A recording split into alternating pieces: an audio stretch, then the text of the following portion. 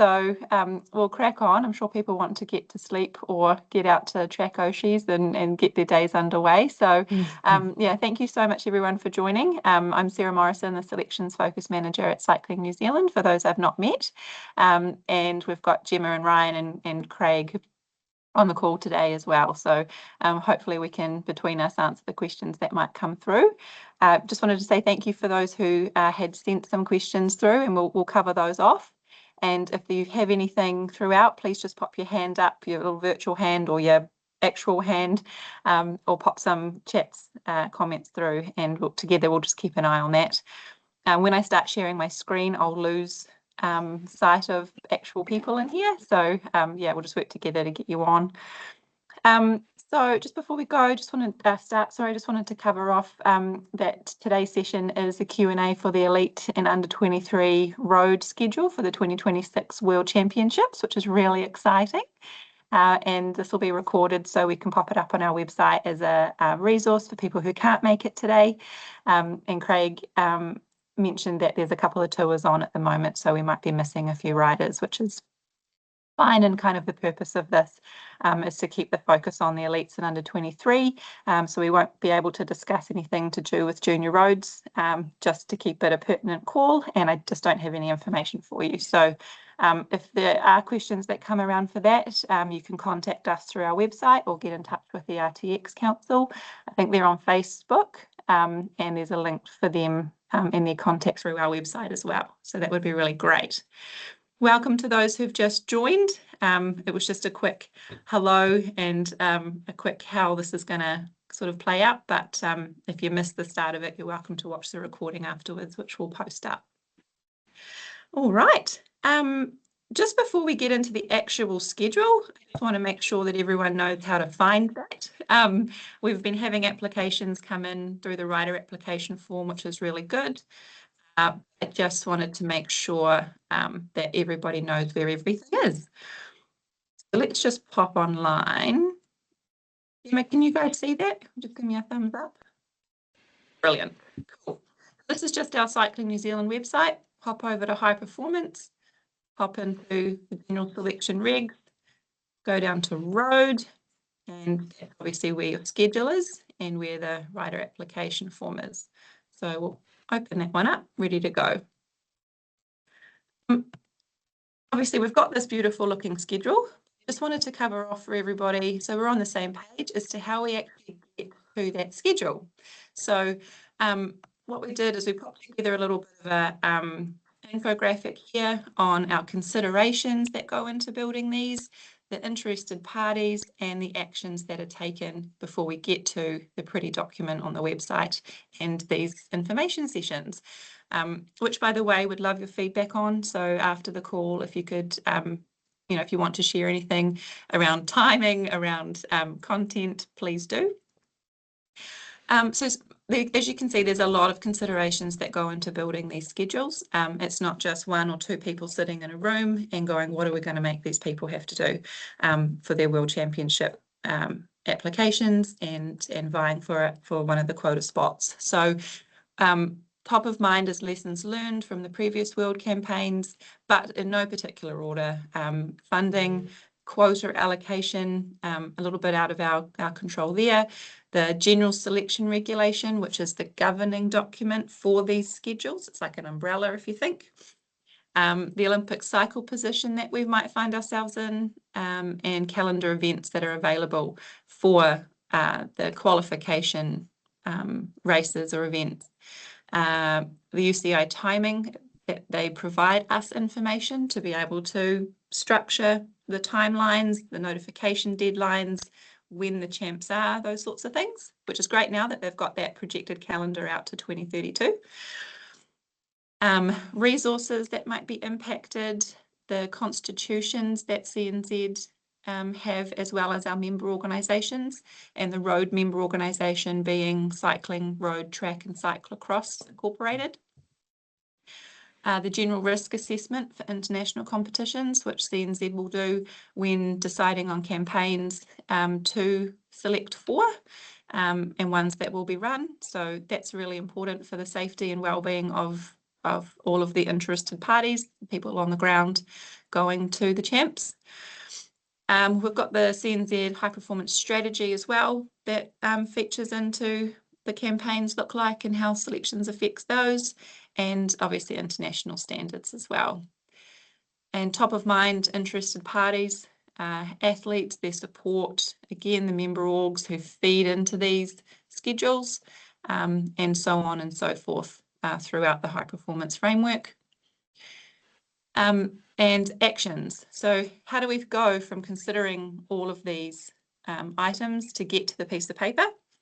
Well, I will initiate the discussion with coaches, for example, we're starting with track, with Craig as a CNZ Director Sportif, Gemma, Ryan, people that have been involved in this. Obviously, I've been here since August last year, so just in that transition period as we're moving through with this new role here, and we start to get everybody together and go through these considerations. Once we have that sort of feedback and that data and we're updating things, then we'll roll it through to the member organisations for feedback. If there is a selection panel, like for say track or BMX, the selectors will feed into it. So it's a little bit different depending on which discipline we're writing them for. But in terms of road, it's the Road or RTX Council. Then we flip it down to, again, panels if we have one, but we don't for road. Then we'll go to our athlete leaders group, which is an elected group of athletes here, and they're given time to look over the regulation or the schedule, put any feedback in, any questions in, and you can see that we loop back up through the groups. If there's major changes or concerns or questions that need to be answered, if there's anything that needs to be adjusted, and it'll just keep looping back around until we're landing on what we're landing on and ready to publish. So gone are the days when the CNZ board are asked to approve the content of the schedules, being that they're incredibly important in the governance structure, but in terms of like timings and those sorts of things, we'll leave those up to the people that are deeply involved in the actual discipline, bearing in mind there's about 17 different ones that come across their desk. So now what we're doing is I'm providing the CNZ board with an update on the consultation process, who's been involved, any feedback, particularly from the athlete leader group as representatives, and then they're basically approving the process that it's gone through. Then we get our lovely schedules, we publish them on the website and push out to through our social medias, through our member organisations that they are available, and give people a few weeks to read through, to discuss within the community, to come up with questions. And then now we're going to have these Q&A sessions, which have been going really well and had some really good feedback. But again, really interested in yours as well as we move through. So any questions on that so far? No. You don't know what you don't know, so if something triggers that afterwards, you're more than welcome to come. Oh, we do have a hand up. Yeah, Sarah, Patrick has his hand up. Oh, hi, Patrick. Hi there. Hey, I just wanted to ask a high-level plan in terms of the interaction in that process with road coaches, because as far as I know, there was no consultation with us as coaches of elite athletes in the process for putting together the schedule. Just, is that something that's going to happen going forward? Yeah. So in my infancy here, I've got a lot of ideas that I want to get out. So yes, I'm gonna park that. It's a really great question, Patrick. But I can't commit to anything at the minute, just because having started when I've started, we've needed to continue the rollout, because obviously you need these schedules in for the World Champs. So yeah, the interested parties obviously are coaches. yes, And these do impact the season planning, projection to those qualifying events and those sorts of things. So yeah, there's work in the background on how we do that for each of the disciplines. So that answers that question. Probably you should ring fence teams with that as well, New Zealand trade teams and overseas trade teams as well, because they need to, especially for road athletes, they need to have, you know, what the requirements are so that they can help their athletes achieve whatever their requirements are. Yeah, for sure. Thank you. Yeah.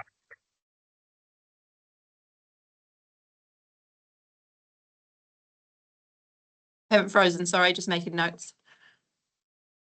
Thank you. Cool. All right, here is the schedule. We've put it out just before Christmas, so hopefully that gave people some time to come together and have a little bit of a read through and understand it. And as I mentioned before, there's the general selection regulation. If you pop up at the top of this page, that's where you'll find the document. And we did a big review of this at the end of last year, published it on the 22nd of December to help incorporate this selection focused manager role, and try to somewhat distance the HP director role from the direct influence within the appeals process and those sorts of things, so we can have that freedom from there. While we're in the transition role, HPD still features, and obviously as a contingency, to put that process on one role can be really challenging if there's sickness or leave or whatever. So there is still that little bit of overlap while we move through that transition. But that's where you find it and all the good stuff in there, which the schedule specifically for road will allude to throughout. Okay, so the selection objectives, which we'll always come back to when results come in throughout the season, is to win as many medals as possible in elite and under 23 categories in the individual road race at the Road World Championships. Okay, so we have criteria, but we can't ignore the objective for this campaign.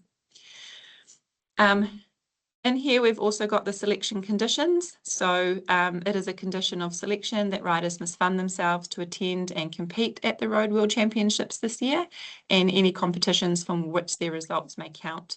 And you'll find that in the general selection regulation as well, just linking back there as to why that is that.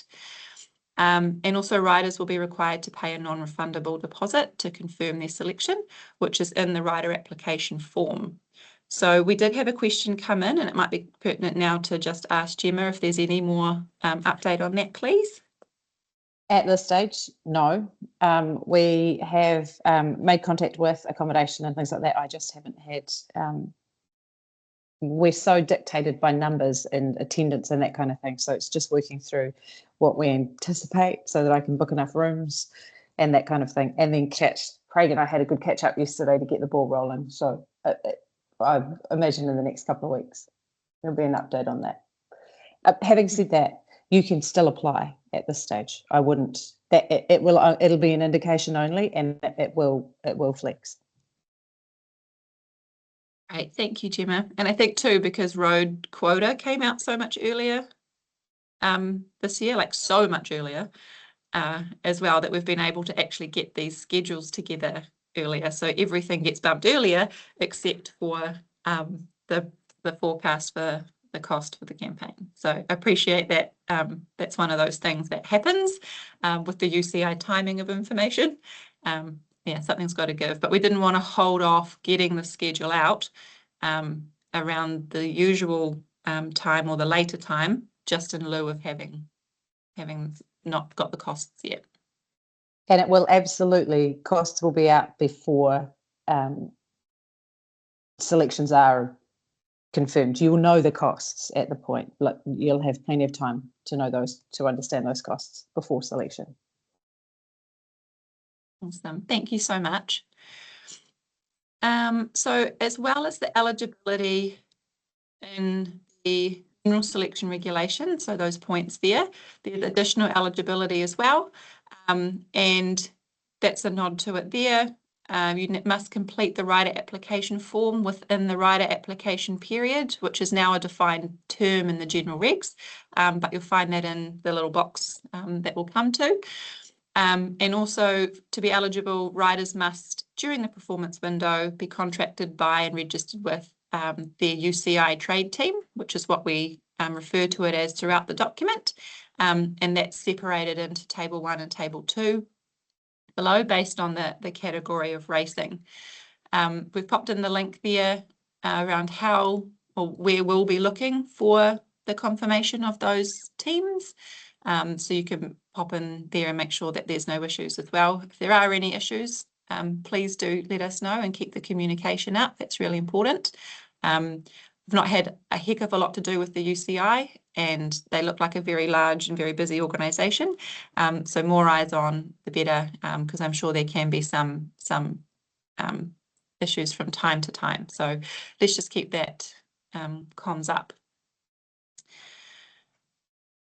So for elite riders, men and women, it's subject to available quota and will be decided wholly on the basis of the following objective criteria. Objective meaning that there's no subjectivity with no panels, which there used to be. So any eligible rider who's finished at least one of the following races or stage of a race for the UCI team within the performance window will be selected. Men's types of races there, women's types of races there. And then we roll down. Obviously, we've got this quota, and then we have to think about, if we get all these amazing applications and results, how do you funnel it in to keep within the quota? Just again, reading through this, if there's more riders entitled to the selection under there, so you go through and you go tick, tick, tick, that's me, then we'll need to come back and try to scale it. And the way that we've done that is by using individual road ranking at the 2nd of June, which is a Tuesday, which I'm told that's when rankings are updated. And then made the selections from the first eligible cohort will be made in descending order of the ranking, highest ranked rider, so on and so forth. And then the CNZ Director Sportif, Craig Gita, has the sole discretion to select the elite time trialists from those that are selected into the team for the road race. There's no separate selection process for that or criteria. Any questions on the elite? That seemed a lot quicker to get through than some of the other ones, like mountain bike. Holy moly. Again, if questions do pop up or things start to spring, even after the call, please just send them through. If you're not comfortable popping your hand up here or in the chat, that's absolutely fine. All right, this was fun for me to get my head around. Thank you to the CNZ team and Craig for working through this with me and all my questions. So under 23 riders, there was the new regulations that UCI put in, so they still remain. The community and coaches may have their heads around this because it's not the first year, but just making sure that people are applying for the right category based on what you've been contracted to, the level of team, and what you have competed in at the last World Championships.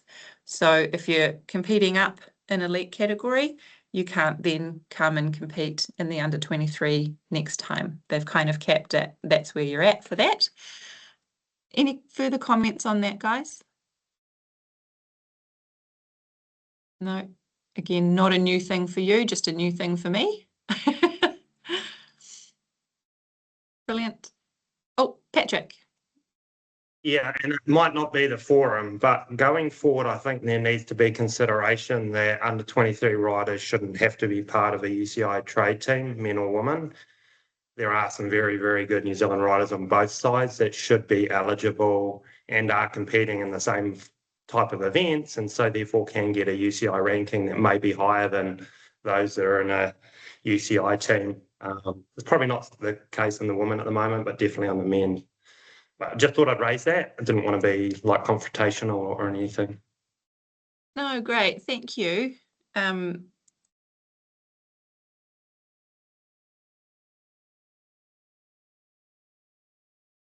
Any questions? Sorry, any further comments on that, team?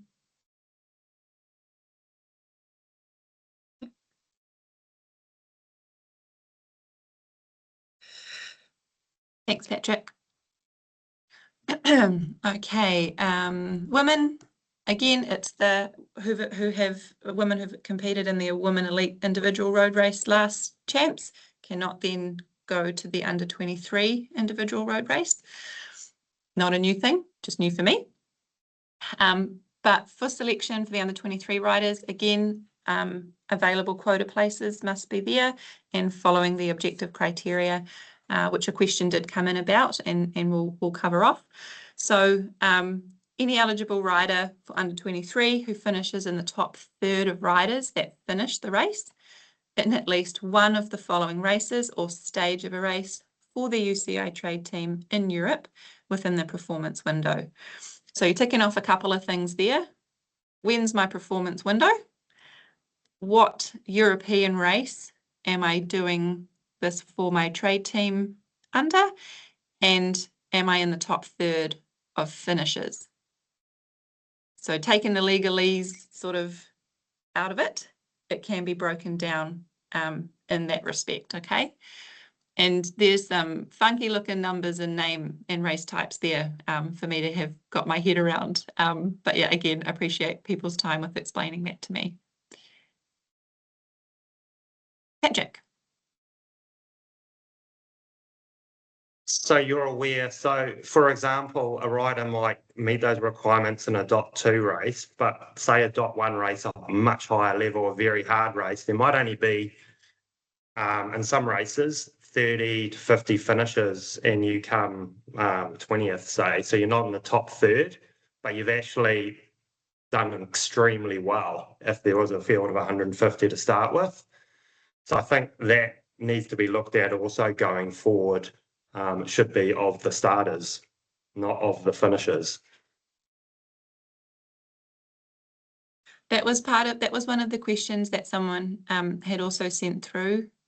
Patrick, thank you very much. So if I could just have comment on that, Craig and or Gemma.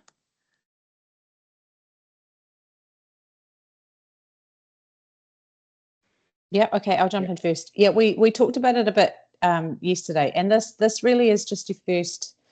We do understand that, Patrick. We see the difference. This is just the first stage of capturing those. So we've done eligibility. Now it's like, okay, these are the riders we want to consider. There's no weighting or ranking within that, understanding the different level of races. But if we have more than whatever the quota is, so for I think women it's 5, isn't it? If we had more than 5 that did that, it then bumps down to 6.2, and they're then ranked using their UCI ranking. So that's then they would then come in using their ranking. So it's not perfect, but it's what we had was such high demand and a desire from the community around clarity of how do I get there. You need to be in one of these teams. You need to attend one of these races in Europe, and then we'll rank it simply by your UCI ranking. So attending nationals helps. All of those other things that help with your ranking to ensure that you're in the top, however many quota spots we've got for that. That was sort of how we came to that. It's a tidy, it's clear, and a simple way for people to look at and understand it. Craig, have I covered that off okay? Yeah, I think so. The other side of it is, it's a good point, Patrick. It's something that we could look into as well. But it's also the reason we made the top third finishes is that's the level that's basically required at an Elite World Championship as well. So we had to draw a line somewhere where. Yeah, you have to take every race into consideration. That's a fair point. But we also have to look at what the level is that we're trying to achieve and what the level is at a Elite World Championship.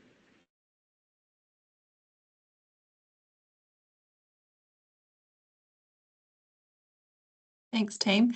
And again, not forgetting that that's the criteria, but both elite and under 23 have the same selection objectives. So the top third of finishers for, I guess, the underlying objective is win as many medals. So that is podium. And I guess that, the way that how that was kind of shaken out. Sorry, can you hear me, Sarah? Just on that though, if you finished, I don't know, 40th in a really hard .1 or .pro race, and you didn't meet the criteria and you didn't have any other .2s and you miss out, and potentially those races have are mostly World Tour elites. I don't think that is fair for under 23s, and it doesn't actually help achieve that objective. That's just my opinion, and I think I just wanted to raise that.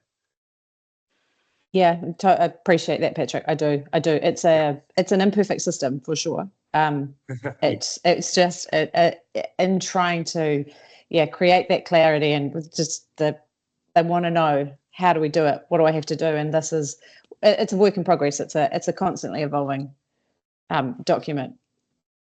Standing. Yeah, I had more or less the same question as Patrick, basically, because I asked it before by email. It's for I think it concerns a bit more the under 23s and elites. This one, I agree with Patrick. There is such a difference of level between class 1 and class 2 in Europe. Class 1, you have 50, 70 World Tour riders in it, and class 2, you have none of them. So I think so. And then if 6.2 applies, the UCI ranking, I'm not sure this is super fair, because it's quite easy to get UCI points in a class 2 race and to have a good ranking, but it's super hard to get some points in a class 1. So I think probably a good way to solve that would just be to implement an amendment in 6.1 saying you are weighting the importance of races versus applying the UCI ranking. Personal opinion. But I think it will be quite fair to acknowledge that there is a massive level difference between class 1 and class 2 in Europe. Thank you, Alex. Because we've added races, right, compared to last year? Yeah. Yes. Yeah. Yeah. As a nod to, I guess, widening the what's the word I'm looking for? The riders that will be impacted by it, to try and increase that. Yeah, to increase that pool, to increase the opportunity. Why was that so hard? 7:30 Is it in the morning. Yeah. So to widen the opportunity for riders in this category to be able to produce those results. So being, and correct me if I'm wrong, being points based for rankings, then you have more of opportunities to get more points throughout planning that season. And I think weighting becomes difficult because there's a level of discretion. I think if you're weighting, we almost need to remove those races as opposed to adding more in. It would be another tier. You would, if you have a result in these 6.1, then it would be if you have a result in here. So that would be your step down rather than. So you'd say, sorry, we could take that offline. There are ways to do it. It lengthens your document, and but definitely it's worth looking at for next year, Sarah. For sure, we should look at that. And Craig, it's a good point what you both bring up. We also have the headache of a lot of New Zealand riders who are in teams are also domestiques, so they ride for a team leader and they don't actually get any points, but they're a much better rider than they show. So there is a grey area there that we're trying to solve and cover. Yeah, and capture those riders. Yeah, Sarah, I think so that we're well aware of that as well. Right. Thank you, Craig. I was hoping someone would bring that up. I had it in the back of my brain, but wasn't quite sure yet how to articulate that. But thank you. Sorry, Neve, did you have a question?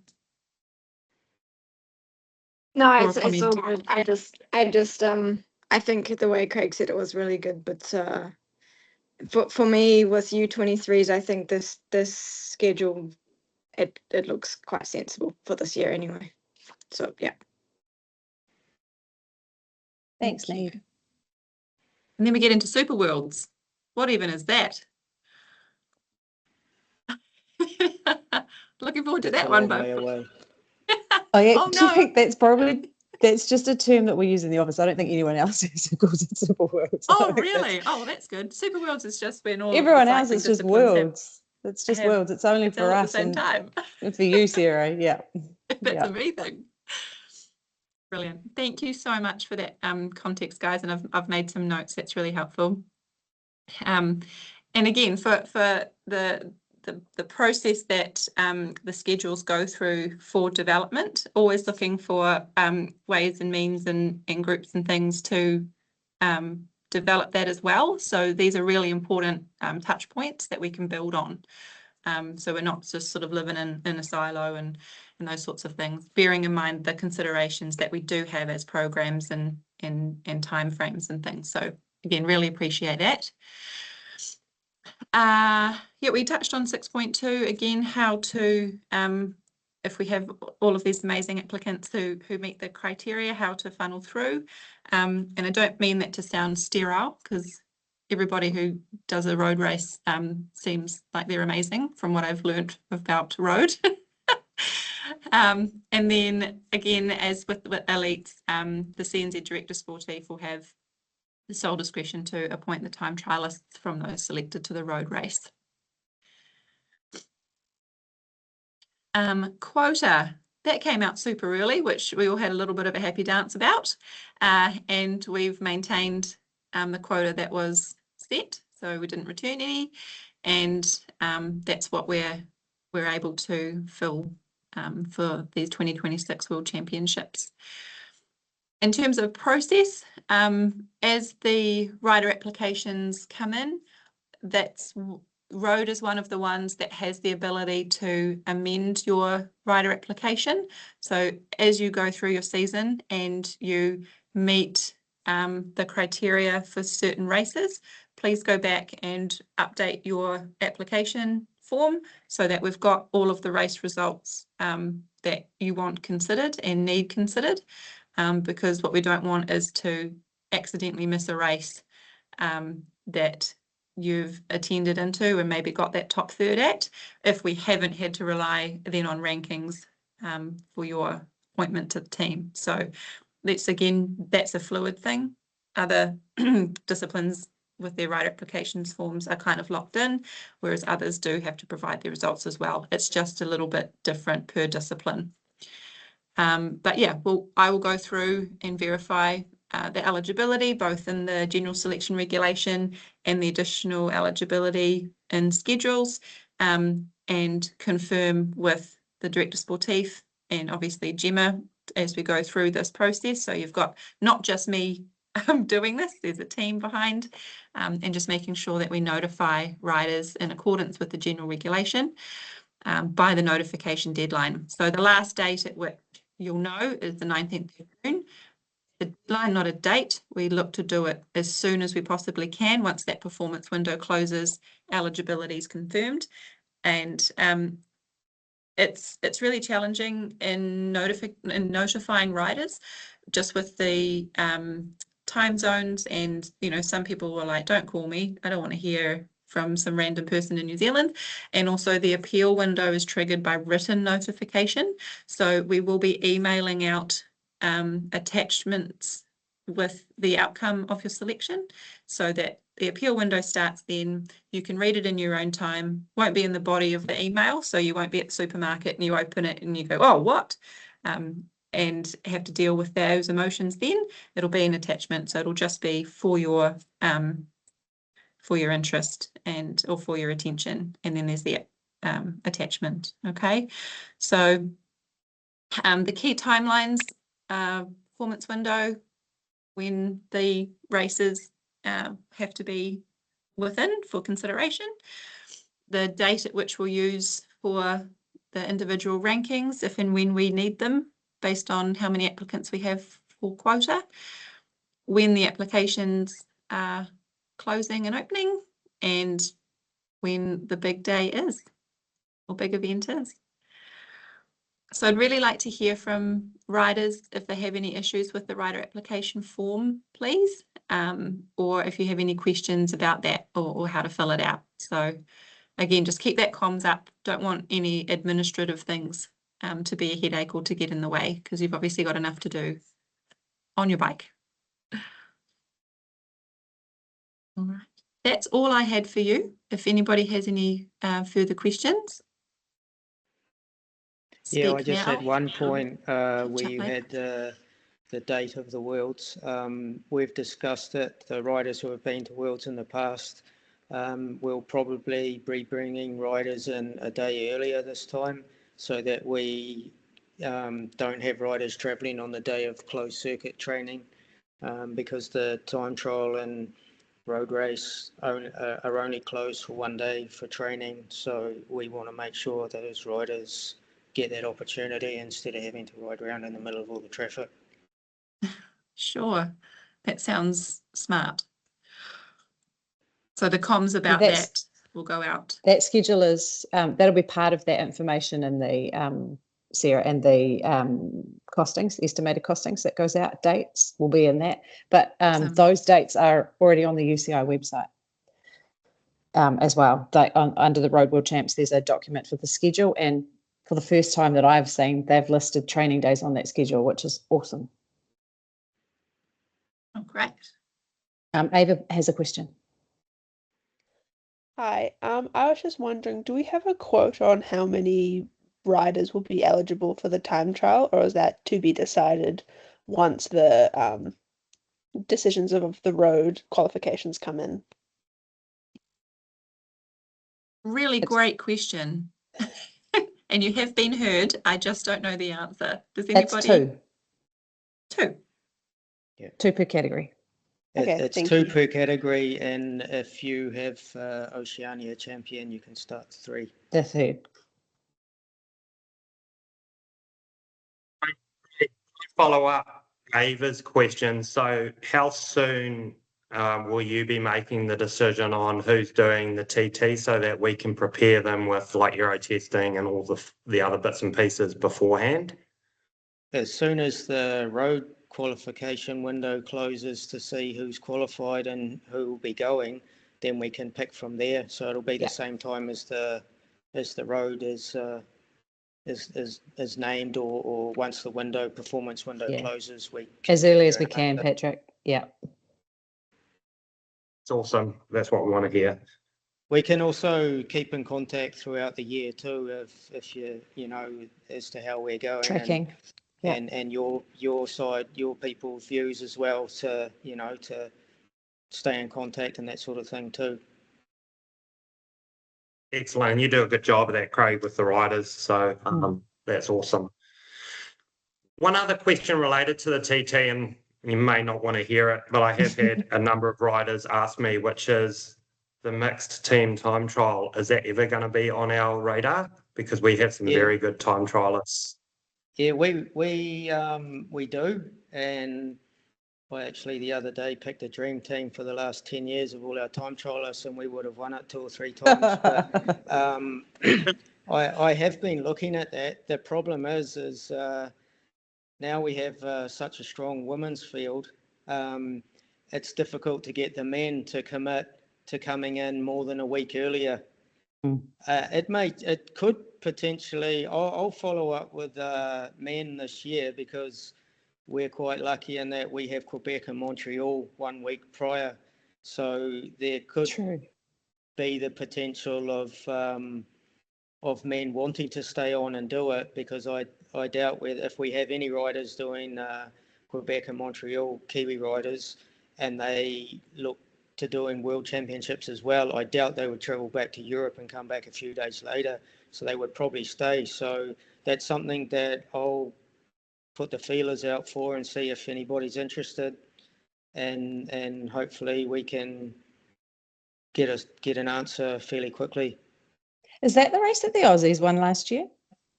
Yeah, they've won it a We'd couple love of to times take it now. off them. Oh, that'd be nice. Yeah.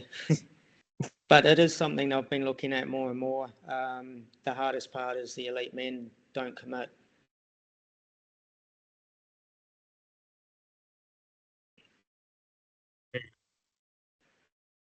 Okay. All right. Well, thank you so much again, everybody. Just with every session, I learn lots from a selfish point of view, but it's been really nice to connect and put faces to names and those sorts of things as well. And thank you to the athletes as well who've provided some input too. That's really important, and we want to hear your voices. So yeah, I will stop the sharing. Oh, okay. Can I ask one more question, or a couple that Michaela's just sent me? Yes. And it's more to do with operational. We may not have the answers now, but it's, so we talked about dates. It's sort of, I suppose, travel dates for the women because they won't be in Canada already. And when the athletes will be expected there from a New Zealand team perspective. I can answer that if you give me just a sec, Patrick. Yeah. Awesome. Where have I put that? Accommodation. Why are you doing that? Folders. Accommodation was the other bit, and then I suppose this is for Craig, is what like level of support we'll have in terms of physios and all the rest of it. And the last question was around visas for Canada, how that all works. You can do an online visa when you get there. I also sent out the information bulletin to the elite men and women's groups on WhatsApp just before this meeting, and it's all in the information bulletin about visas. Normally, you can just you have to look at obviously which country your passport's from, but when I've done the races, I've just filled out an online thing like in America and then just turned up, and it's been fine. And looking at the travel dates, it would probably be somewhere between, at the moment, the time trial training is the 19th, so it would be Arriving anywhere on the between the 16th, 18th. 17th and 18th, Yep. depending on how riders travel with jet lag, stuff like that. And I can't remember your other question. Support, like physios. At the moment, we'll it depends completely on the team size. Yep. If we feel the quotas, if we fill the quotas that we listed on the selection thing, we will have 3 soigneurs, 2 mechanics, myself, Yep. and there's actually a couple of people from CNZ that will be in the area if we needed extra support. So that's what we're looking at the moment. One of the staff will be female to cover high performance Sport New Zealand requirements, and then the other staff are all from World Tour teams Who have done campaigns with Craig. Who have done Worlds in the Worlds past campaigns years. before. Yeah. Great. Cool. Thank you so much, team. That's awesome info. Because it's all that other stuff, right? There's the selections, and then there's what after. So really great to take the opportunity to have a chat about that. And then the what next. So yeah. Cool. Also, Patrick, just one thing on the bottom of that bulletin, I can send it. I'll send it to you shortly. Right at the bottom, I just saw that it had customs forms and things for coming in with bicycles and that as well. So it's all in there, but I'll flick it through to you shortly. Excellent. And on that, Craig, do you want the World Tour or like the elite riders coming with 2 bikes? Is that the ideal? Yes. Spare. Yeah. Yeah. We have. Yeah. we've always said that, and riders, not necessarily elite, but it's more difficult for under 23s because some of them don't have the option of a spare bike. And we have come unstuck where a rider's been ridden into, no fault of his own, and he's looked at everyone else's bike on the roof of the car, which I can't give, because if you give that bike to help him survive, which you really want to do, and that's your instinct, then that rider needs his bike. You just you just flick the rider that came with fully prepared. So unfortunately, due to the nature of racing, race bike and spare bike for the road, and then TT bike is a little bit different. You can probably get away with one due to the travel costs, because if you end up having problems, 9 times out of 10, it's game over anyway, unfortunately.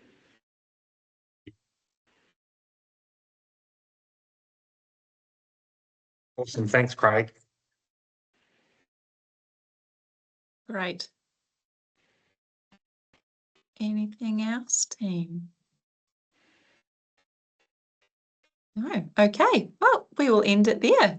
Hope you enjoy the rest of your evening and the rest of the day for those people joining from New Zealand or closer to. Yeah, really interested in your feedback for how these forums go as well. Even times, time, was it a bit too late, a bit too early, those sorts of things. Just feedback in with us, and I'll let you know if any other questions come through from the group, and I'll push it out with the answers. Okay. So we're all on the same page. Brilliant. Thank you. All right, team. Done.